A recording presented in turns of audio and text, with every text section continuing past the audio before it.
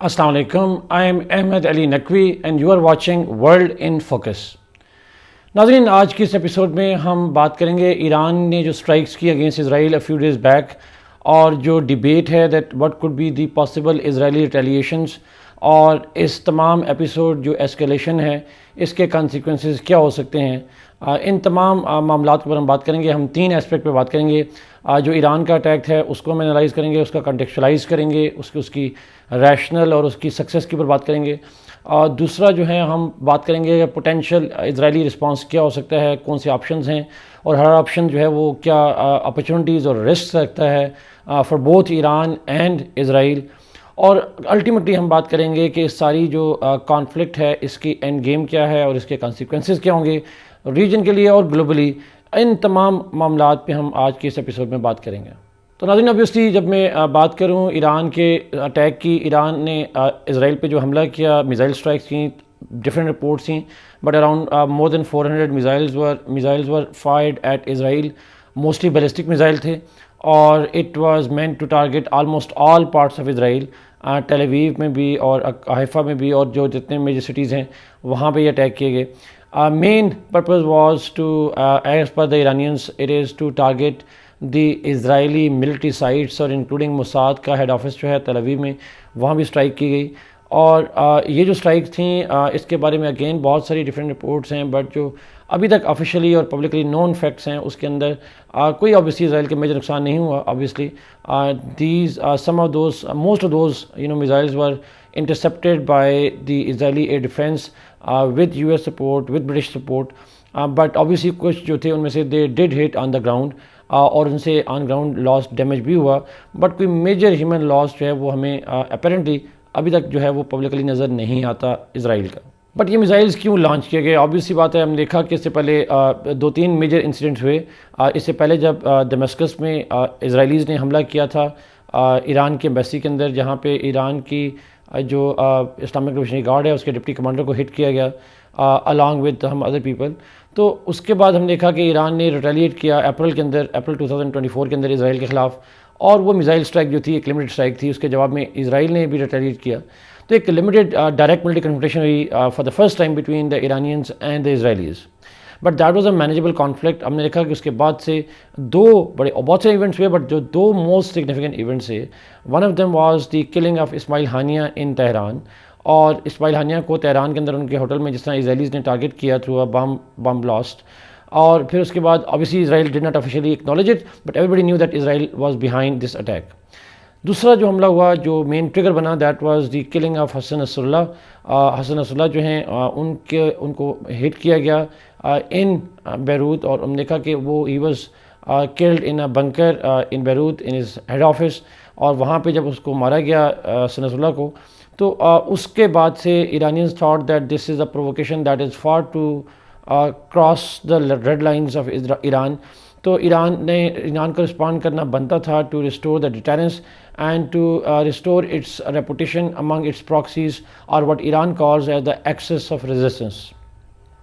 Obviously जब Ismail हानिया पे हमला हुआ था तो उस वक्त भी मेरा अंडरस्टैंडिंग ये थी कि ईरान का जो डिटेरेंस है वो एरोड हुआ है, Iran will have to respond, but हमने कहा कि ईरान डिड नॉट।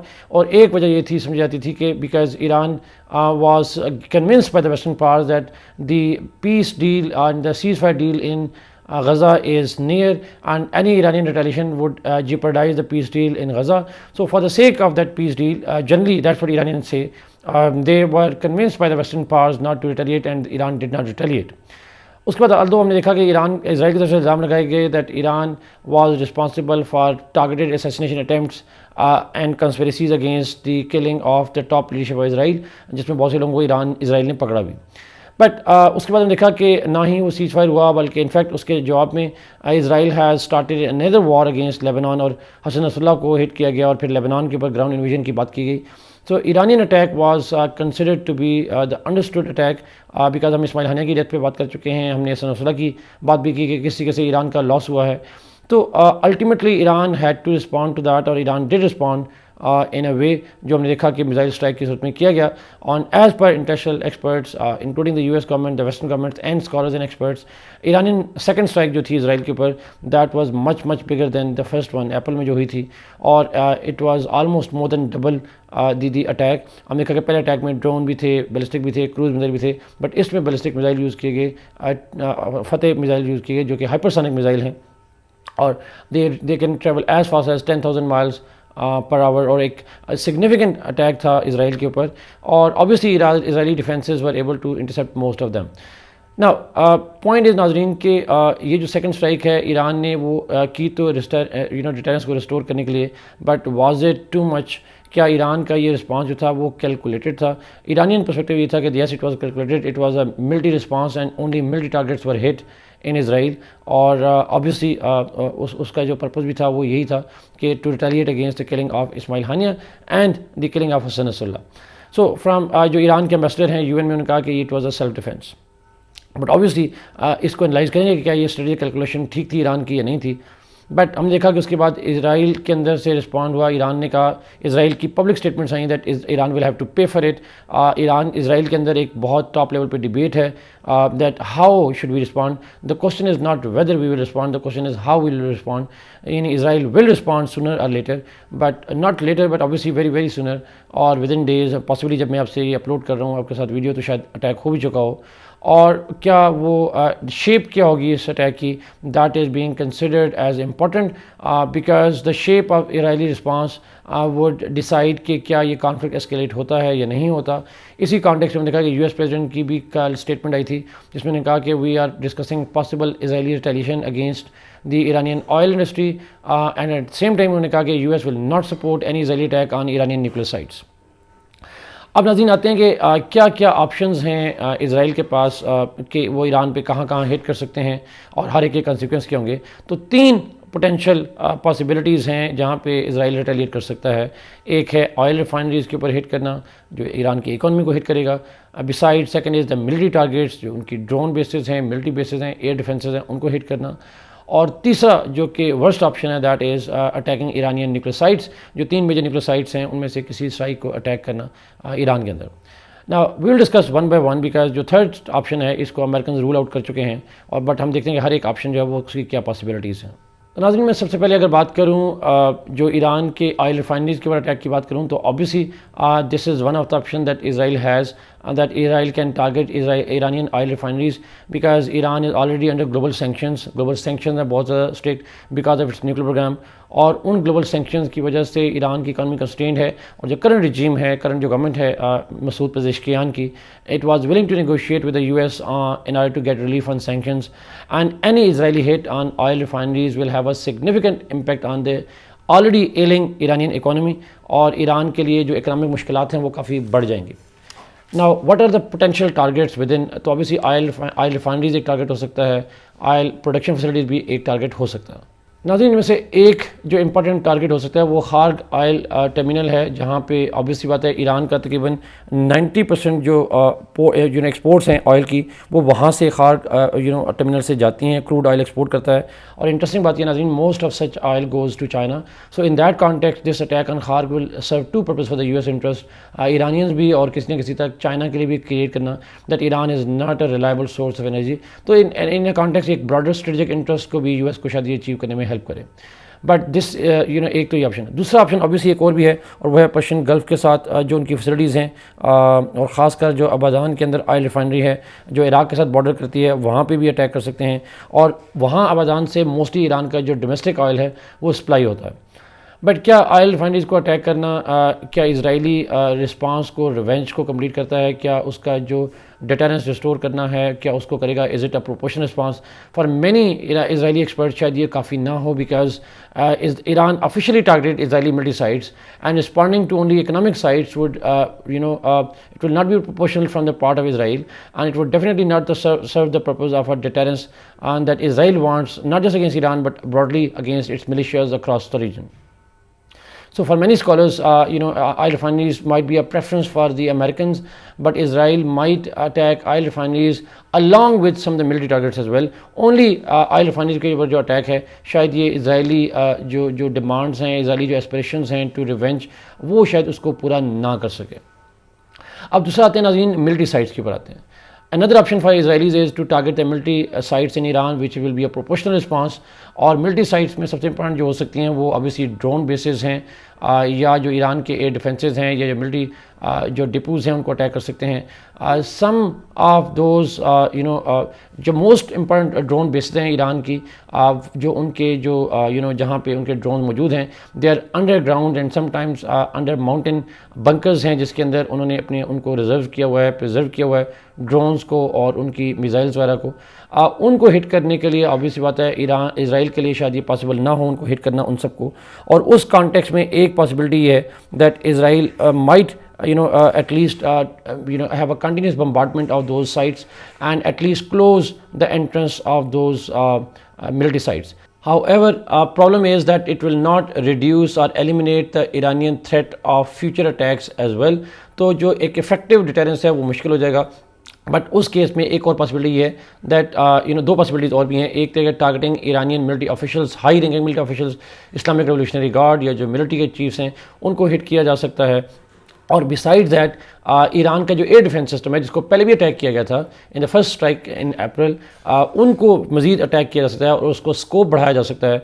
जो ईरान के पास best S-300 missile defence systems हैं, उनको हिट किया जा सकता है across the Iran to make it more vulnerable and more kind of Iran can be dated in that way that future attacks would mean that Iran का जो limited air defence system है वो भी available next time नहीं होगा.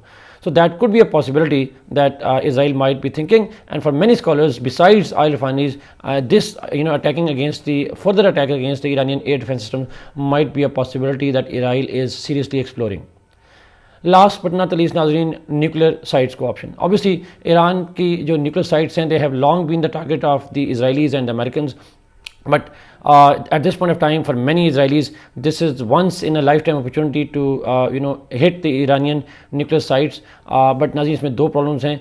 एक problem तो ये है कि can Israel hit the nuclear sites. Obviously नाज़रीन जो अकॉर्डिंग टू मैनी एक्सपर्ट्स, जो वेस्टर्न एक्सपर्ट्स हैं उनके नज़दीक ईरानी न्यूक्लियर साइट जो हैं वो अंडरग्राउंड हैं और उन अंडरग्राउंड साइट को हिट करने के लिए ऑर्डिनरी जो बम्बार्डमेंट है या एमुनेशन है that will not be enough. उसके लिए obviously they need only US has the capabilities, the bombs that can penetrate into those nuclear sites, and even US has that capability जिसमें वो bombs carry कर सकते हैं. US aircraft, Israeli aircraft and Israeli ammunition is not enough to hit and destroy all of them. Therefore, to destroy Iranian nuclear site, Israel would need the US support. But is US willing to support? हम देखते हैं कि Biden publicly ये बात कर चुके हैं that US will not support the attack by Israel on Iranian nuclear sites. तो इस context में एक मुश्किल हो जाएगा इसराइल के लिए. And besides that, अगर ये nuclear site पे हमला होता है तो it would increase Iran's resolve to go for nuclear option, and it is highly likely that Iran might decide to respond by withdrawing from NPT, and that could further escalate the nuclear conflict in the region. और ये conflict जो है मज़ीद Israel के लिए मुश्किलात का बायस long term में बन सकता है. ये तो ऑब्वियसली नाज़रीन इसराइल के ऑप्शंस हो गए और उनके पोटेंशियल प्रोज एंड कॉन्स हो गए. अब आते हैं इस लास्ट पॉइंट के ऊपर कि ये क्या what does it mean by this strikes. Obviously नाज़रीन ईरान के स्ट्राइक और इसराइल की पॉसिबल जो रिस्पांस है that is likely to further destabilise the region. हम देखा कि ये जो डिस्टेबलाइजेशन है ये ऑलरेडी इसराइली एक्शंस और प्रोवोकेशन से ऑलरेडी बढ़ चुकी हुई है. और नुसरत पे जब अटैक किया गया था तो at that was a time जब नेतन्याहू UN के अंदर स्पीच कर रहे थे और UN के अंदर US स्टेटमेंट दे चुका था that Israel has agreed to a 21 day ceasefire in Lebanon. तो उस अनाउंसमेंट के मौके पे इस तरह का अटैक करना is a clear indication that Benjamin Netanyahu is in no mood to have a regional peace. वो एक वक्त में हम देखा कि मल्टीपल अटैक कर चुके हैं. जब मैं आपसे रिकॉर्डिंग कर रहा हूँ तो आज रात को बैरूत के ऊपर दोबारा हमला किया गया जिसमें हसन नसरल्लाह के जो सक्सेसर हैं उनको टारगेट करने की कोशिश की गई, हाउदीज़ को हिट करने की कोशिश की गई.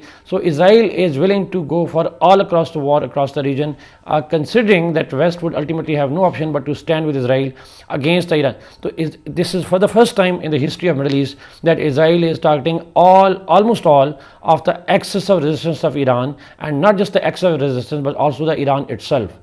सो इन दिस कॉन्टेक्स्ट क्या ये रीजनल वॉर की पॉसिबिलिटी बढ़ा देगा? तो डेफिनेटली बढ़ा देगा. Iran has already said that Iran would respond to any Israeli retaliation, but obviously it will depend on कि इसराइल किस तरह की प्रोवोकेशन करता है, और अगर प्रोवोकेशन एक हद से बढ़ती है Iran is likely to respond again, और एक साइकिल ऑफ वायलेंस जो है वो इस रीजन को एनगल्फ कर सकता है. Is this violence, cycle of violence, in support of Israel, Iran and the Western powers? Obviously, Nazreen, the only beneficiary of this increased violence would be the Israelis.